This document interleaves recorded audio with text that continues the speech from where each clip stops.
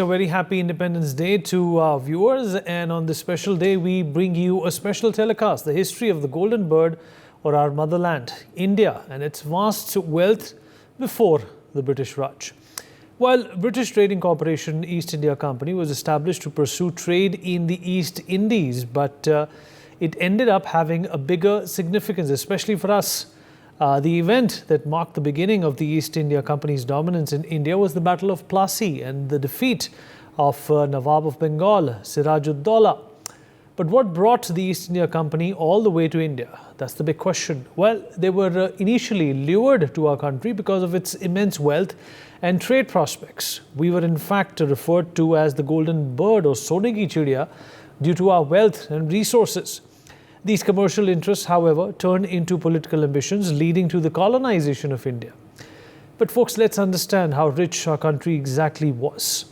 India's economic journey began in the ancient Indus Valley civilization, which thrived from 3500 to 1800 BC. This early economy thrived on trade driven by advances in transport. The people farmed domesticated animals and crafted tools from copper, bronze, and tin, of course. By 600 BC, the Mahajanpadas were minting silver coins, igniting a boom in trade and urban growth. This period saw the rise of the first large cities of India since the demise of the Indus Valley civilization, that is. The Maurya Empire's unification around 300 BC brought political stability, boosting trade and commerce across the subcontinent. In this period, a common economic system flourished, along with enhanced trade and commerce and a significant increase in agricultural productivity and output. From the 1st to the 17th centuries AD, India held the title of the world's largest economy, controlling up to a quarter of global wealth. The gross domestic product, or the GDP of India in 1680, was about 24.3% of the world economy. India was producing about 25% of the global industrial output through the first century and up until the mid-18th century. In his book, Contours of the World Economy, economist Angus Maddison gives a comprehensive detail on India's GDP before the British rule and points out that it was 24.4% in 1700 before the British rule, but fell to 4.2% in 1950. Maddison also says that India's share of world GDP was slightly more than a quarter in the year 1000 AD and slightly less than a quarter between 1500 AD and 1700 AD. That's big. Until the 18th century, India was the most important manufacturing center in international trade, with key industries including textiles, shipbuilding and steel. The largest manufacturing industry was cotton textile manufacturing. Bengali silk, cotton textiles and cowrie shells were exported in large quantities to Europe, Indonesia, Japan and Africa and the rest of the world. And after the decline of the Mughals, the Maratha Empire and the Kingdom of Mysore rose as the dominant economic powers. The economy of the Mysore Kingdom was based on agriculture, grains, pulses, vegetables and flowers were cultivated. Sandalwood was exported to China and the Persian Gulf countries, and agriculture was developed in 21st centuries within the kingdom. The British Imperial Empire began to grow in India in the middle 18th century, marking the start of India's economic decline. The British used huge revenue generated by provinces under its rule for purchasing Indian raw material, spices and goods. Thus, the continuous inflow of bullion that used to come to India on account of foreign trade stopped altogether. The colonial government used land and its revenue for waging wars in India and Europe, leaving little development for India. Economist Utsa Patnaik says that between 1765 and 1938, the British drained around 9.2 trillion pounds out of India. In the 1750s, mostly fine cotton and silk was exported from India to markets in Europe, Asia and Africa. By 1850, raw materials, which chiefly consisted of raw cotton, opium, indigo, accounted for most of India's exports. Indian historian Rajat Kanta Ray noted that the relative decline of the Indian cotton textile industry started in the mid-1820s, of course, after the British came. The Indian economy grew about 1% per year from 1890 to 1910.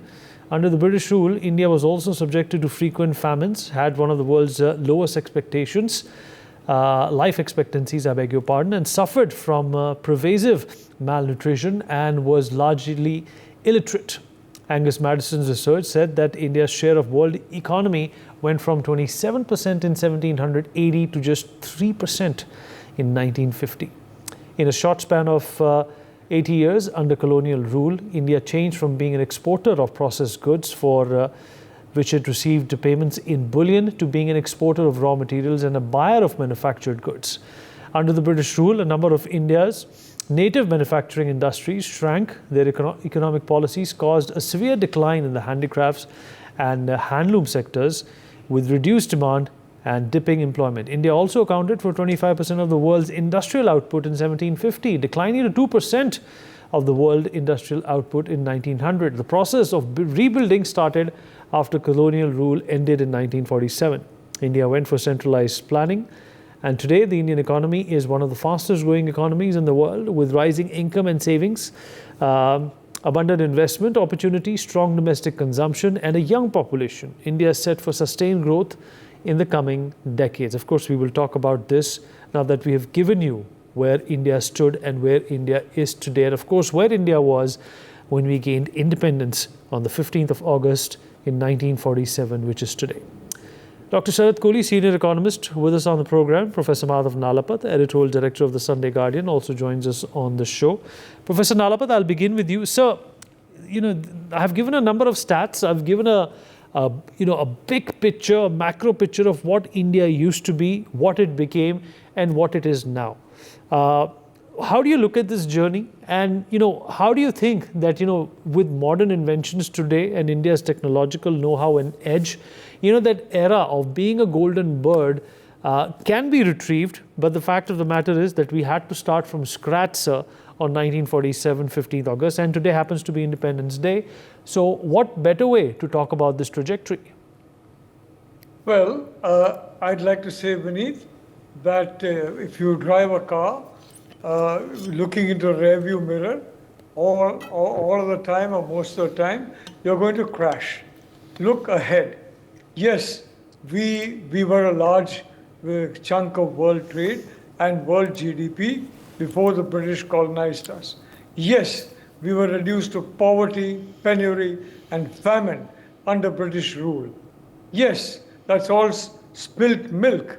It's spilt and done with. It can never be consumed.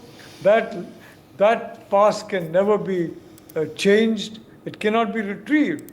What is needed is to look ahead and ensure that this kind of situation never takes place again, that we are never colonized again in any form, that our solutions are solutions which are meant for India, our solutions meant for the 1.4 billion population of India, and not as they were under British rule for a foreign power. So my point is, Vineet, you and I are discussing this on NewsX. Children should discuss this in secondary school. They should discuss this in high school. By the time they're in college, they should be knowing this perfectly.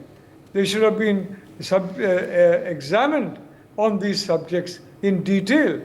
And I'd like to see during Modi 2.0 such a change coming up. I'm very happy and heartened that a uniform civil code, finally, that seems to be on the way. The Prime Minister indicated as much in his Independence Day address. I'd like to say that going mainstream on what India was and what India became is something that by the time one reaches the end of high school, one should be expert in. And having said that, Vineet, I'd like to point out that yes, we are doing well. There's no question about it. We have got everything in place. Frankly, under Modi 1.0, Modi 2.0, the foundation has been built for rapid growth, and I'm expecting double-digit growth during this Modi 3.0. Why double-digit growth? Because frankly, only that is going to work to feed the young population of our country. Don't forget, 60% of our country are people who are relative to the total age of the population. Young people, 60%. That's a huge demographic dividend, and it should not be made into a demographic disaster.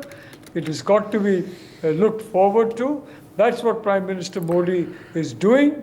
That's what, frankly, Prime Minister Modi achieved. And may I point out, Vineet, when we are talking very proudly of 1947, yes, we were the first country to get independence. In the sense, it was a huge achievement. It's a very huge achievement from the mighty British Empire. It created a spark all over the world, in Asia, Africa, Latin America. There's absolutely no question about that. And yes, all this has happened. But having said that, the years after 1947 saw not 1% growth, but 2% growth. You can't get anywhere near middle income status with 2% growth, given population growth of a population that is largely not literate, let's put it that way, and a population that is extremely economically underprivileged. The more privileged you are, the more educated you are, the better you plan your families. So that focus is there under Prime Minister Modi. I'm expecting that in Modi 3.0, and I'm looking forward to seeing that happen during Modi 3.0. Thank you, Billy.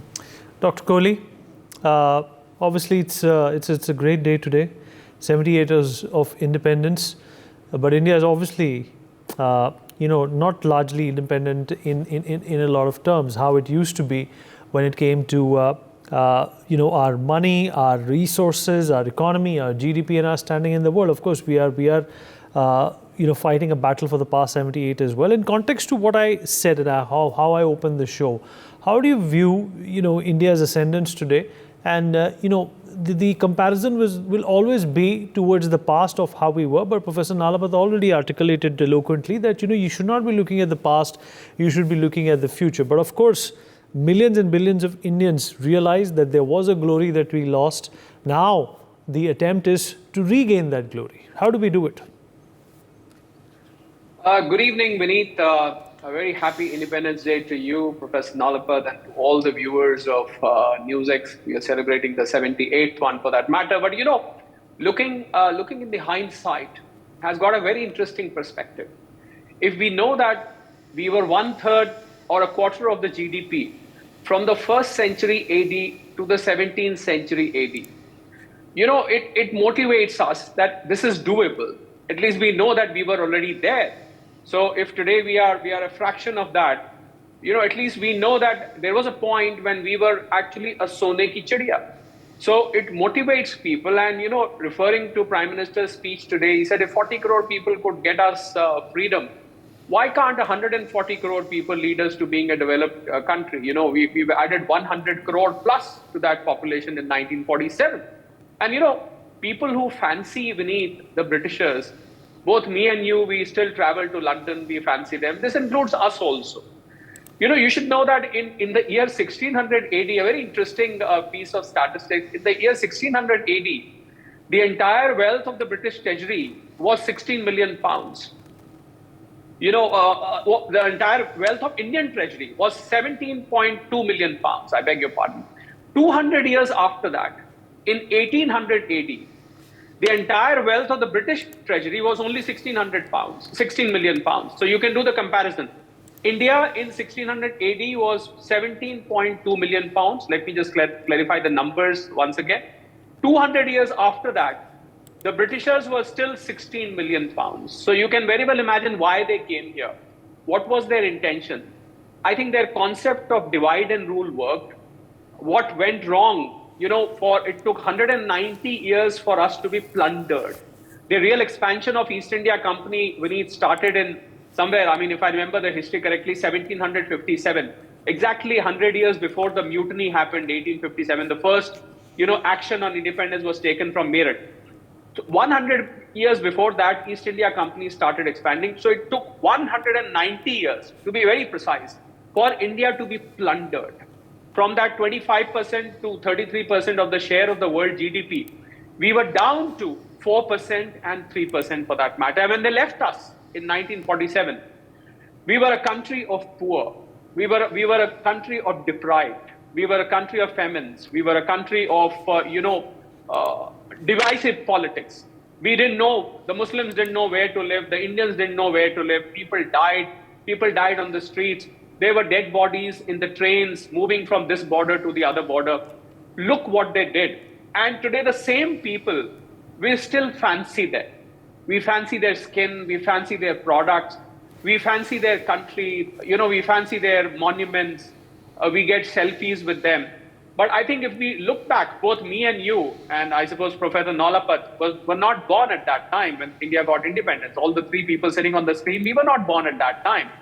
But if you look back at history, it's mind-boggling and it's very, very revealing. The numbers which you read out, I think if the viewers were listening to that, you would be surprised that for 1700 years, that's a very long period. Today we do something for 17 years and we boast about it.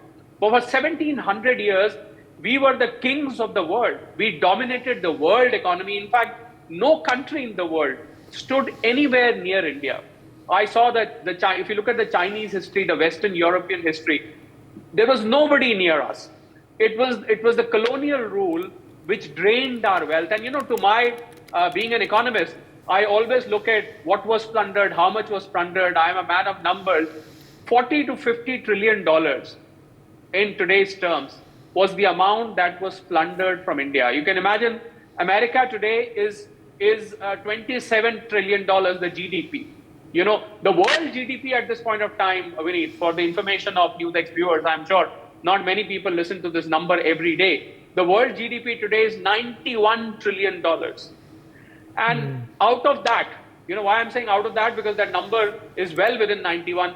$40 to $50 trillion was plundered from our country. You can imagine if there was no colonial rule, if we were not under the British Raj, and we were united. I need to put that additional condition. No British rule, and if we were united, because we were not united at that time. There were various states, there was various kings here and there. Even surprisingly, when the Mughals came here in 1526, you'll be surprised, even in the Mughal era, we were very, very prosperous. But it was the colonial rule which started all this. I think, but as Professor Nalapat said, let bygones be bygones. What has happened cannot be reclaimed. We can only look forward to what has happened, what is happening now. 65% of the people being less than 35 years of age, I think there is a lot to look forward to. And then the last 10 years have been transformational. This country has seen in 2014, now I'm not sounding political, nobody should get a political message out of this. In 2014, we were $1.7 trillion. Today, in 2024, we are $3.5 trillion plus. We are heading towards 3.75.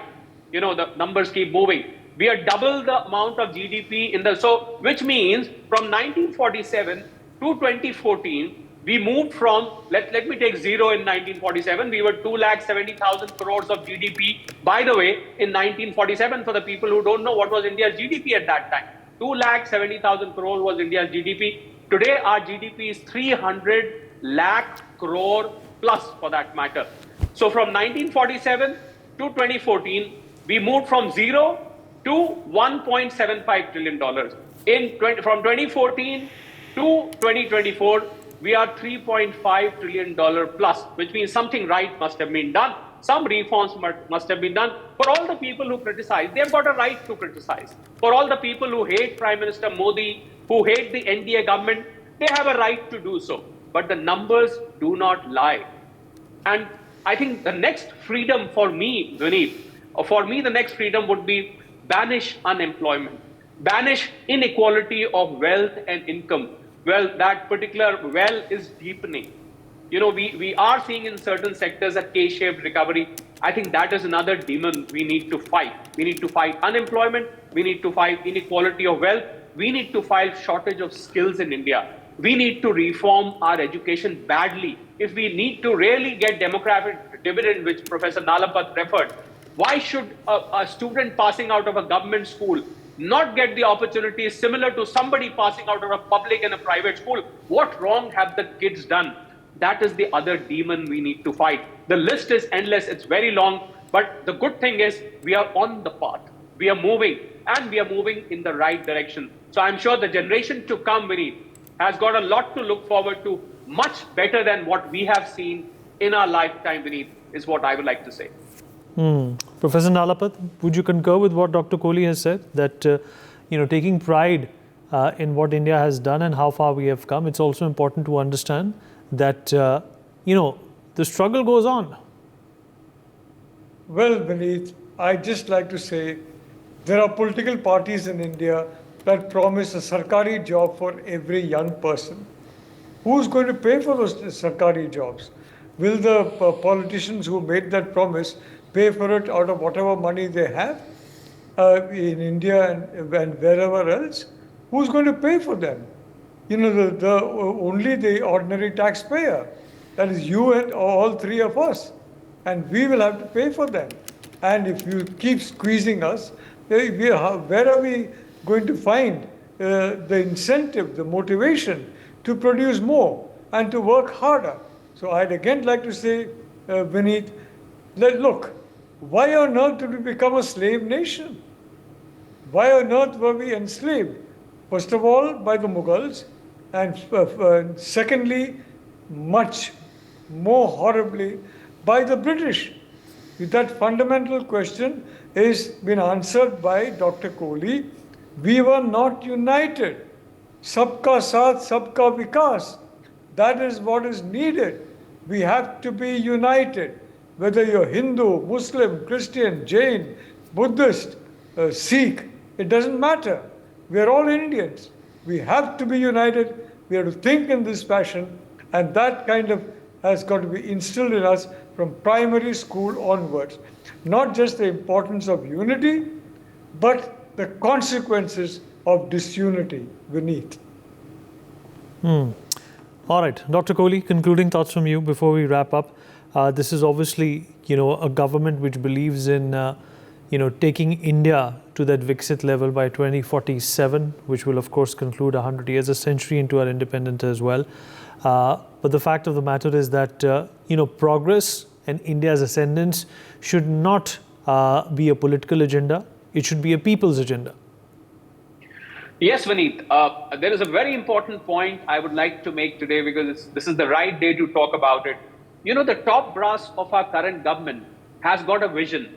It wants to take the country to 2047, Prime Minister Modi. And today, from the ramparts of Red Fort, I saw a big banner saying India at 2047. So I think that was the motto, that was the theme today. But you know what? Where things are lacking right now, apart from the demons that I talked about, let's keep them aside for a moment. Whatever plans and vision given by the government, when they trickle down to the ground level, when it comes to the ground, the babus, the officers, the UDCs and the LDCs, the entire government machinery, unfortunately, some of these schemes and some of the very important schemes, they get diluted. They lose the vision which starts them at the top. When it reaches the ground level to the people, we see a lot of dilution happening. I think government will have to now set up a system where the same Sabka Saath, Sabka Vishwas motto and the vision trickles down right to the bottom. Because at the bottom level, many a times in many of the states, and you'll be surprised, in many of the BJP ruled states, I see that missing. And that, to my mind, is also the reason for the government not being able to get the required number of seats, the BJP, on its own, because people at the ground level do not, many a times, have the same zeal, the same enthusiasm. They do not let the benefits and the plans and the policies reach the people of the country. I think the government will have to do something. If we have to reach 2047, the vision of the top level is fantastic, it's outstanding, it cannot be. Prime Minister Modi today said, I am born for the country, I work for the country, every single moment of my life is for the country. I think this is what is needed right to the ground level also. The lowest babu, the lower divisional clerk sitting in the government office must say the same thing. When you have an LDC saying the same thing and the Prime Minister saying the same thing, there is no way somebody can stop us from being a developed nation much quicker than 2047, Vineet, is what I would like to say. For more such videos, subscribe to the NewsX YouTube channel, hit the bell icon.